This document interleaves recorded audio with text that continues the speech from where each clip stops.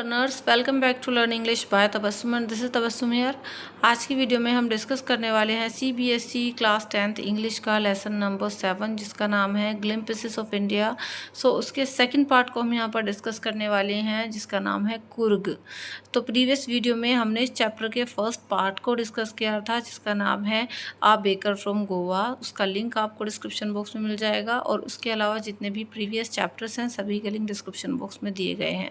तो चलिए summary discuss कर लेते हैं बहुत ही सिंपल सी इंग्लिश में। वीडियो को शुरू कर लेते हैं। अगर आप मेरे चैनल पर न्यू हैं तो जल्दी से सब्सक्राइब करके बेल आइकन को प्रेस कर लें ताकि आपके पास ऐसे ही इंग्लिश रिलेटेड वीडियोस पहुंचती रहें।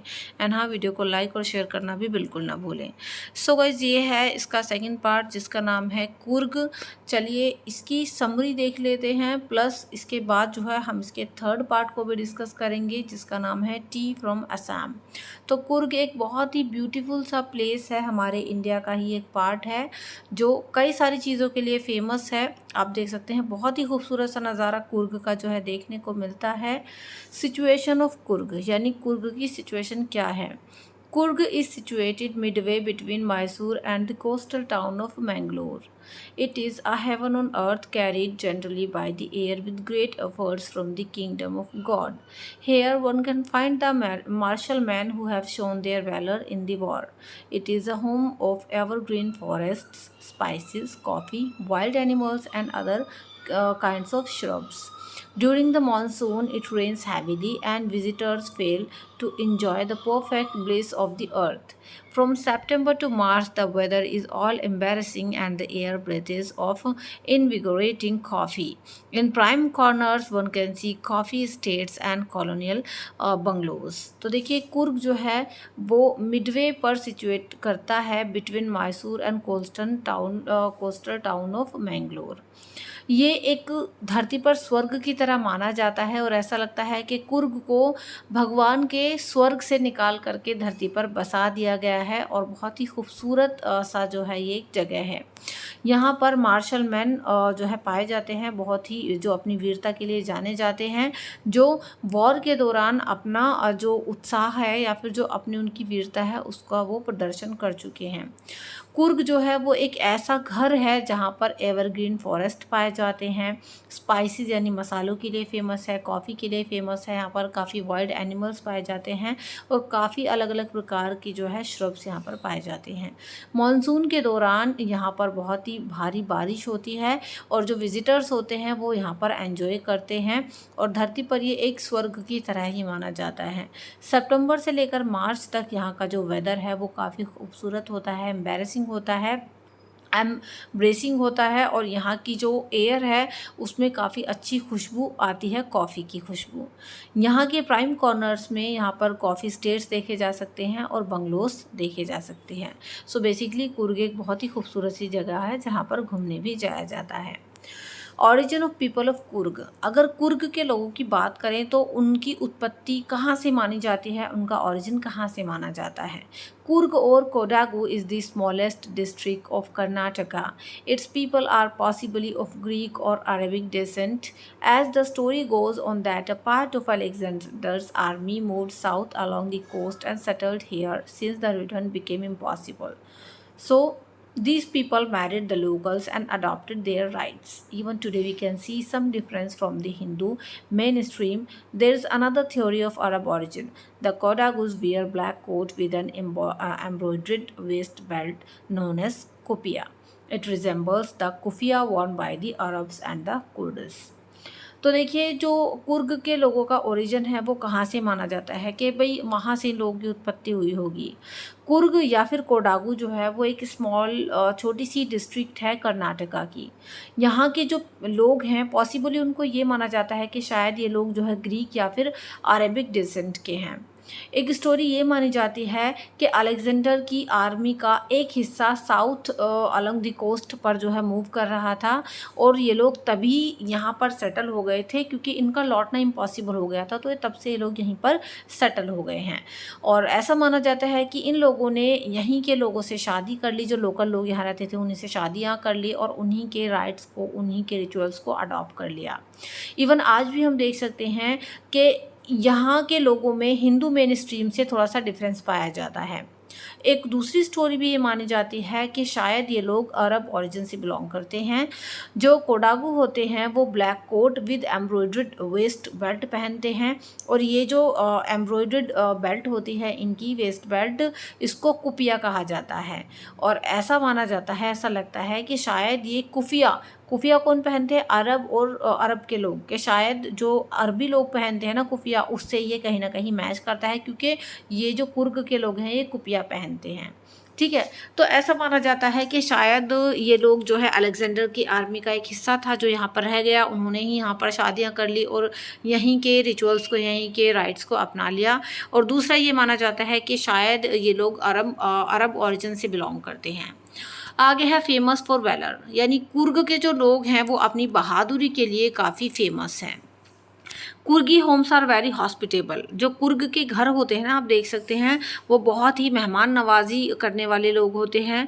देर are so many tales of valour related to their sons and fathers, और काफ़ी सारी ऐसी कहानियाँ हैं जो वीरता को प्रदर्शित करती हैं, जो घर के बड़े सुनाते हैं अपने बच्चों को, उनके बेटों से लेकर रिलेटेड, उनके फादर से लेकर रिलेटेड, कि भाई तुम्हारे जो बड़े बूढ़े थे, बुजुर्ग थे, वो इस तरीके से महान थे, बहुत बहादुर थे।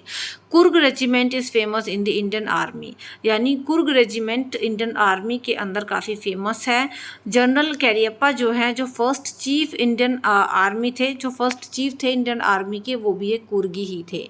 Only the Kodagus are the people in India who are permitted to carry firearms without a licence, यानी इंडिया के अंदर केवल जो ये कोडागस लोग ही हैं, कुर्गी लोग ही हैं, जिनको बिना लाइसेंस के हथियार रखने की परमिशन दी जाती है। मतलब ये लोग इतने ना सहनशील होते हैं कि इनको लाइसेंस की भी ज़रूरत नहीं होती, और इनको अलाउ किया जाता है कि आप बिना किसी परमिट के जो है आप फायर आर्म्स कैरी कर सकते हैं। They are famous for showing utmost bravery before the enemy, और ये लोग फेमस होते हैं कि शत्रु के सामने, दुश्मन के सामने ये काफ़ी ज़्यादा मतलब अपना उत्साह दिखाते हैं, काफ़ी ज़्यादा वीरता का प्रदर्शन करते हैं। नेक्स्ट है वाटर गेम्स ऑफ कुर्गी, मतलब अगर आप घूमने के लिए जाएं कुर्ग के अंदर तो वहाँ पर काफ़ी सारे ऐसे एडवेंचरस चीज़ें हैं जो आप कर सकते हैं, जैसे कि वाटर गेम्स हो गया कुर्ग के अंदर। There flows the Kaveri river from the hills and forest of Coorg, यहाँ यानी यहाँ के फॉरेस्ट और हिल्स से जो है कावेरी रिवर बहती है। Fish like mahseer and kingfishers etcetera, इसके अलावा यहाँ पर महासीर और किंग फिशर भी पाई जाती हैं। Are abundant in their waters, तो यहाँ के पानियों में मछलियाँ मिलती हैं। Other creatures like squirrels, langurs and elephants enjoy the splash and ripple effect in the clear water, इसके अलावा यहाँ पर अदर क्रिएचर्स भी हैं, जैसे कि स्क्वेरल यानी गिलहरियाँ हो गई, लंगूर हो गए, हाथी हो गए, तो ये सभी पानी की जो स्प्लैश है उसको इंजॉय करते हैं, क्लियर वाटर को इंजॉय करते हैं। The elephants can be seen bathing and their mahouts scrub them, जो हाथी होते हैं वो यहाँ की रिवर्स में नहाते हुए देखे जा सकते हैं, और जो महूत होते हैं वो उनको स्क्रब करते हैं, उनको नहलाते हैं। महूत का मतलब क्या होता है? यानी जो एलिफेंट्स की देखभाल वगैरह करते हैं उन लोगों को महूत कहा जाता है। The games like rafting, canoeing, rappelling, rock climbing, mountain biking and walking trials are favourite with the trackers, यानी ट्रैकर्स जो होते हैं वो यहाँ पर काफ़ी सारे गेम्स को एंजॉय करते हैं, जैसे कि राफ्टिंग हो गया, कैनोइंग हो गया, रैपलिंग, रॉक क्लिम्बिंग, माउंटेन पर बाइक चलाना, वॉकिंग ट्रायल्स, ये सभी फेवरेट होते हैं ट्रैकर्स के। अगर आप घूमने जाएं कभी कुर्ग में तो इन सभी को आप एंजॉय कर सकते हो। There one can enjoy the birds, bees, butterflies, macaques, Malabaris squirrels, langurs and slender lions are there to company us, यानी यहाँ पर बहुत सारे क्रिएचर्स आपका साथ देने को आपको मिल जाएंगी।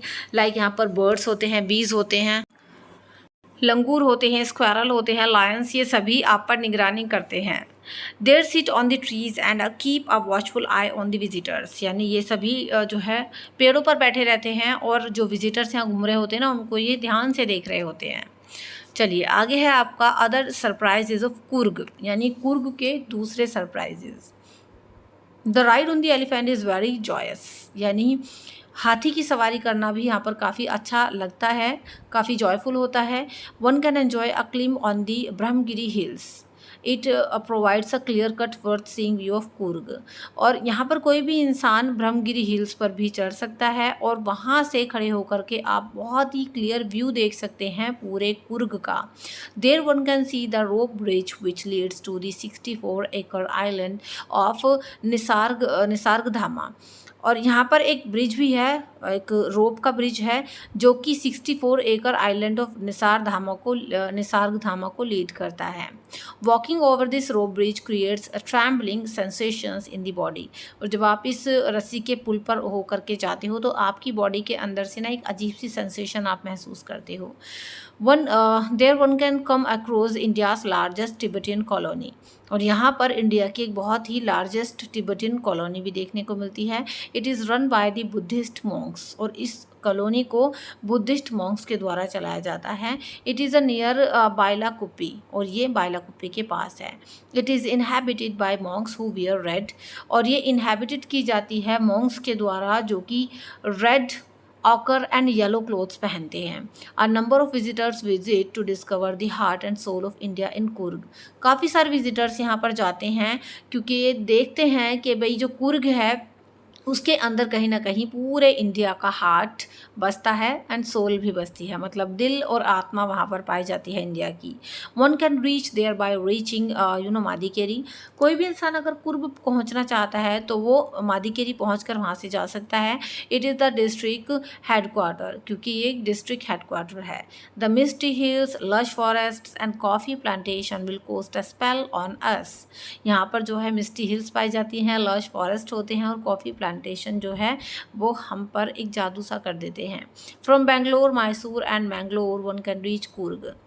बेंगलोर से मैसूर और मैंगलोर हर कोई कुर्ग पहुंच सकता है। From Bangalore it is about 250 to 260 kilometre. और बेंगलोर से ये लगभग 250 टू 260 किलोमीटर है। सो इस तरीके से आप भी कुर्ग जाकर एंजॉय कर सकते हैं। और ये soul and heart of the India भी कहा जाता है, काफ़ी ब्यूटीफुल सा प्लेस है। If you like this video so don't forget to like, share, comment and subscribe my channel. And previous videos के लिए do check out description box. And for PDF you can also join my Telegram channel. ये PDF आपको वहाँ पर मिल जाएगी। Next video में हम glimpses of India के थर्ड पार्ट को डिस्कस करने वाले हैं जिसका नाम है tea from Assam. So stay tune with me. See you in the next video. Till then be a learner and learn English. Thank you and good.